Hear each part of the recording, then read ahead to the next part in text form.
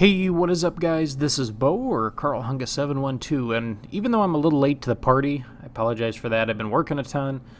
I've been streaming again, if you guys have been following my channel lately, and I've just been getting ready for law school here in the fall, so I apologize about that, but I figured I would hop on and talk to you guys today about the World War II trailer, Call of Duty World War II, which will be this November, from Sledgehammer Games, and to go along with the talk, I figured I'd play Sledgehammer's first installment in the series, Advanced Warfare. And I did surprisingly well. This is the first time I've touched Advanced Warfare in probably 3 or 4 months, and I think I ended up dropping just about 40. I think I had 36, if I remember right, in the background. But my shot was pretty good, considering it's been so long.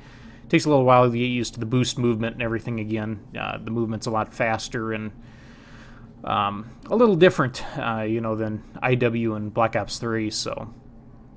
But, if you guys watched the trailer, I'm sure you saw that just to start off with, the graphics are just incredible. I mean, I was blown away by the graphics. I mean, I don't think you were quite as good as Battlefield. I think when it comes to shooters, Battlefield and Rainbow Six always, I think those are the best ones right now if you just want something to look really good.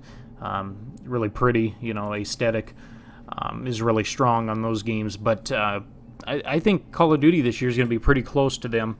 Like I said, the trailer was it's just spectacular. I was really blown away, but even when they showed AW, I remember I was blown away by it, and this ended up being, probably my least favorite until Modern Warfare Remastered dropped this year. That's actually my least favorite Call of Duty I've ever played in my life.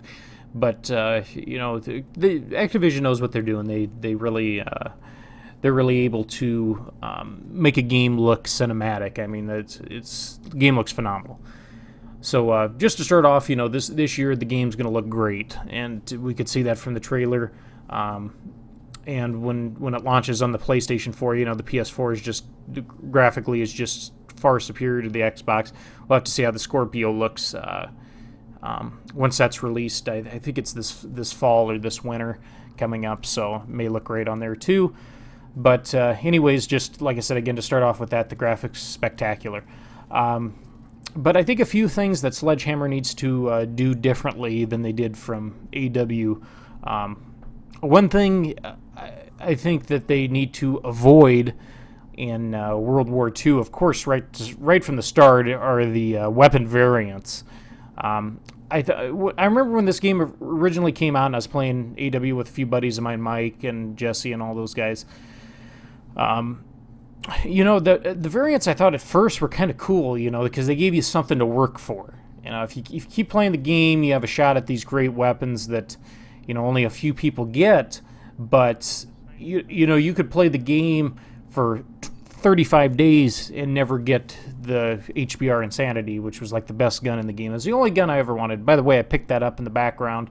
It was the only gun I ever wanted in this game. Never got it. Picked it up off the ground a few times, but you could play for 35 days and never get that. You could pop the game in for 2 hours and get it on your first try, because everything was done randomly.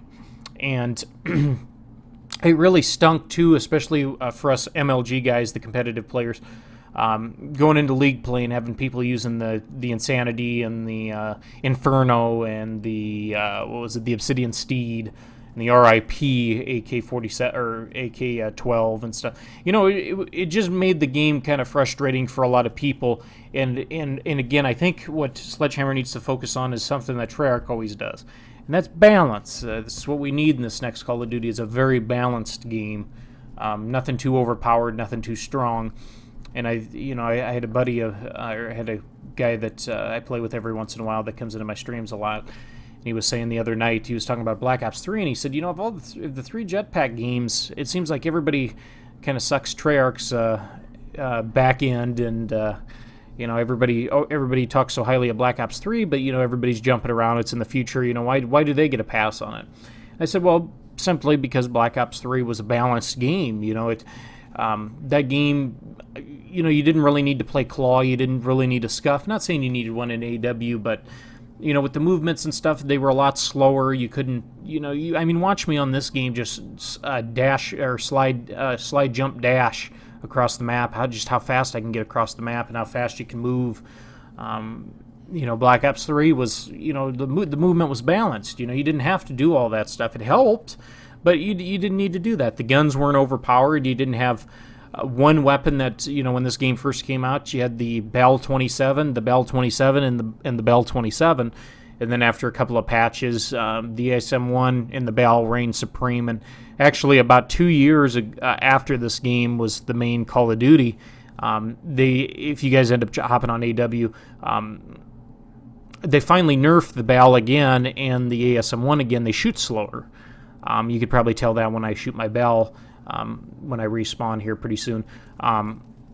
But again, get away from weapon variants. The main point of this is to get away from weapon variants and to make balanced weapons.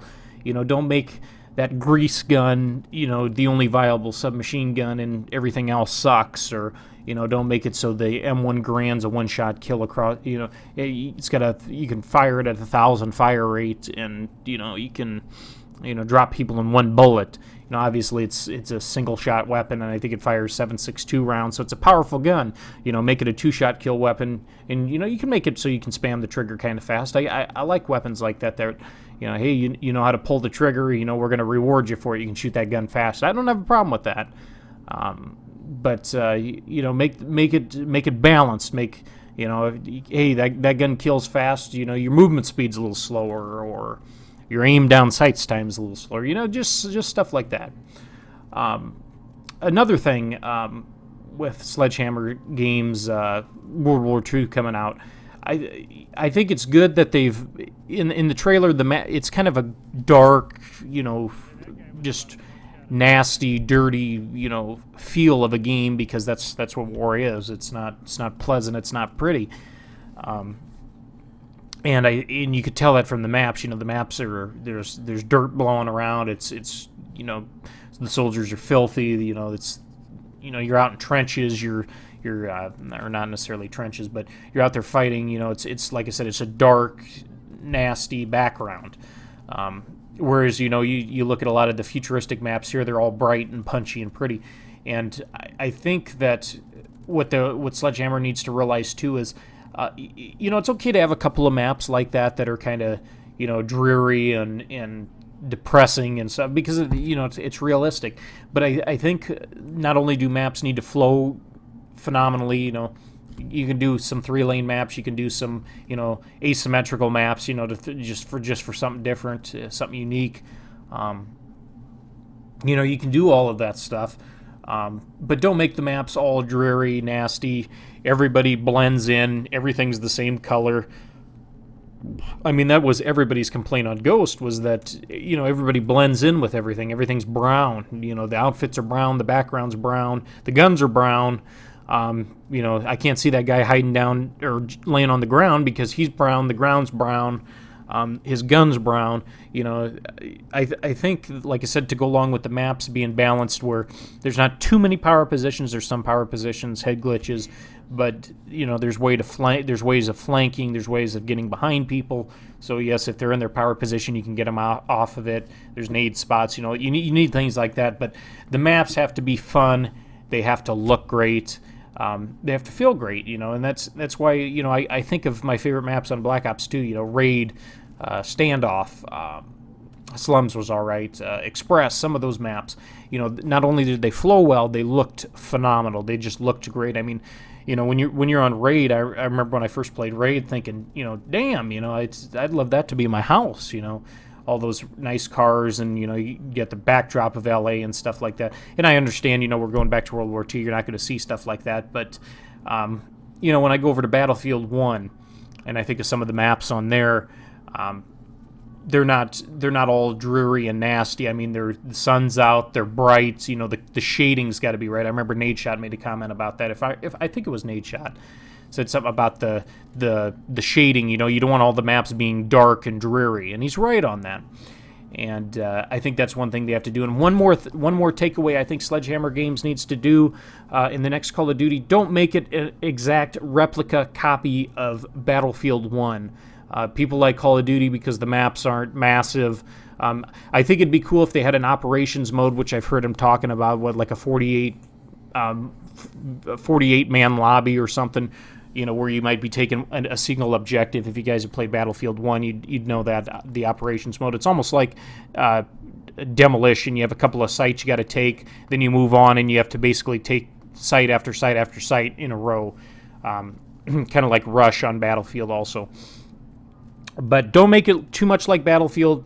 Slower time to kill, smaller maps, a little chaos, because we like that. But those are just a few things I think Sledgehammer Games needs to do for the next game, and things they need to avoid. So I'd like to hear in the comment section, guys, what you guys think about that. But thank you for the subscriptions lately. I really appreciate it, guys. But I hope you guys are having a great weekend. I'll see you next video, and Bo out.